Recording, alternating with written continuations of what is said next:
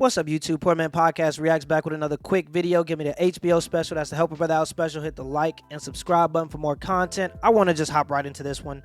Kirk Frost, and I'm going to get into the article in a second, but Kirk Frost, the husband of Rashida Frost for 20 years, is catching heat for telling his wife that she needs to lose weight. Let's hop right into the article. Kirk Frost catches heat for telling his wife Rashida it's time for a diet after saying she's getting too thick. By the way, guys, I am going to give my commentary on what I believe and what's going on here. But just let me get to the article so I can give context.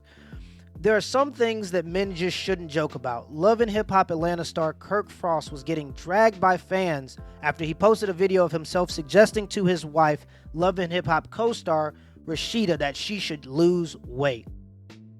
In a video which Kirk shared on his own Instagram story, Rashida appears to be on a business call while Kirk is filming her. He forces the lens on her backside, and while that thing is thangin', Kirk uses it against her.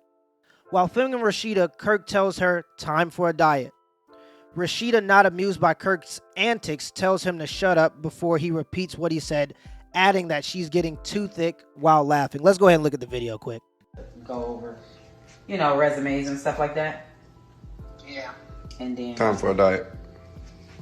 shut up. What do you say? Time for a diet, dude. You getting too thick. And just my thoughts on what's going on here.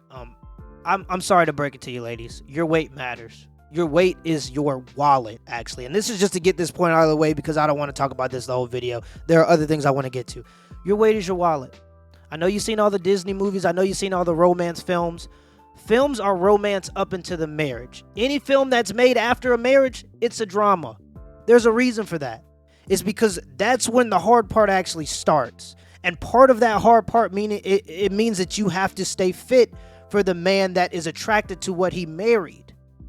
Okay, so being fit, if you're giving your all in a relationship, which is what you should be doing if you're actually trying to be in one, that requires you to continue to be athletically fit or physically fit, at least enough to be attractive to your man. If you break up with your man, I guarantee you're going to drop that 60-pound quick to go out and find another one. So if you're willing to do it to be attractive to other men, you should definitely be willing to do it to be attractive to your man. Not only that, but there are tons of benefits when it comes to your mental health, when it comes to your sleep, when it comes to just your all-around well-being that benefits you from working out and just being fit.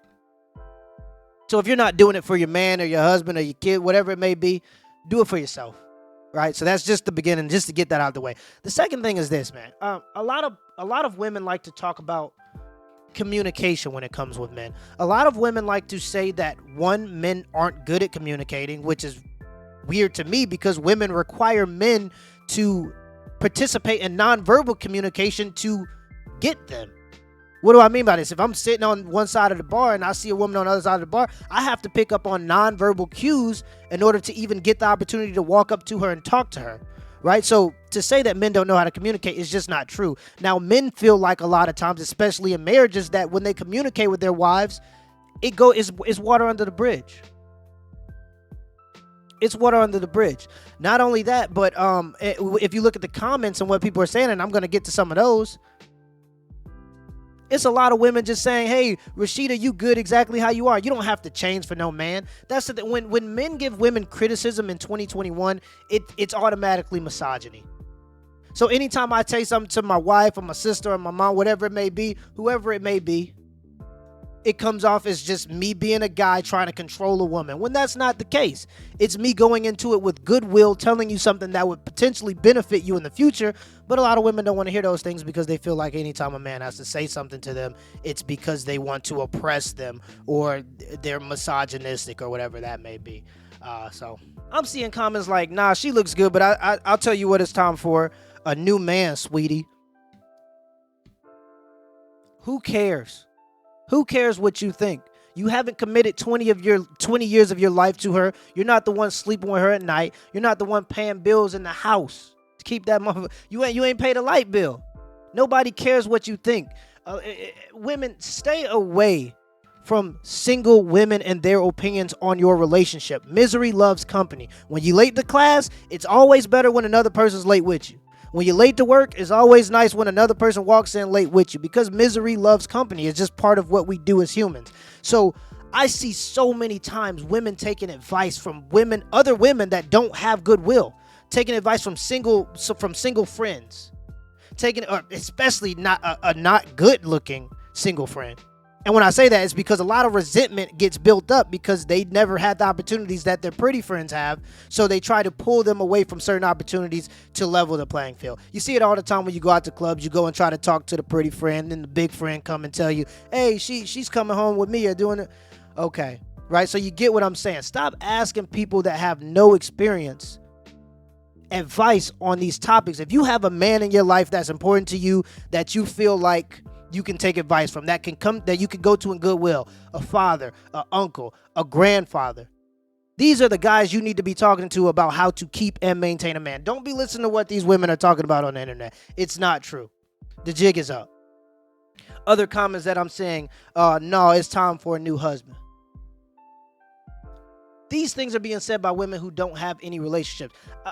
When I was when me and my wife were, when I was at school and my wife was back home, she would have conversations, because she's a makeup artist. She would have conversations with the women that she was doing makeup on. And oftentimes they tried to bring out an insecurity in our relationship to make her feel like she should break up with me for whatever reason. Oh, y'all been dating for 5 years, 6 years, and you ain't married yet? We started dating as freshmen and sophomores in high school. But those women didn't care about that. They just wanted to see her unhappy. They wanted to see her single, just like they are, so that she could join the pity party with them. And that's what it's all about. Ladies, if your man and you believe that he's in goodwill, he's never steered you wrong, is coming to you in good faith with certain suggestions that could better your marriage, why not take them? Your weight is your wallet. If I'm a man, I can't just go, and for men, your wallet is your weight. If I'm a man, just to parallel this here, if I'm a man, I can't just go, hey, babe, I just want to quit my job. I think I just want to go do something else now. I don't want to work no more. I can do that, just like you can gain weight. But at a certain point, she's going to go, hey, you going to start filling out some job applications? And there's nothing wrong with that in our culture. We just go, okay, you a man, you're supposed to provide. If you a woman, you're supposed to stay attractive. That's part of your commitment into a marriage. So this stuff goes all, full circle. And let me know in the comments below how y'all feel about this topic. Do you feel like men should tell women when they're overweight, or should they just leave? Because on the other side of this, a man just leaves, or a man just cheats. And that's the damned if you do, damned if you don't situation. If he doesn't tell her anything, he becomes unattracted to her physically, leading him to more than likely cheat because he's an affluent man with options. And if he does tell her, he catches heat from her, he catches heat from his fans, he catches heat from the parents and all this and this and that. Even though in this particular case, I believe it was all in good faith. Let me know in the comments below what y'all think. Till next time.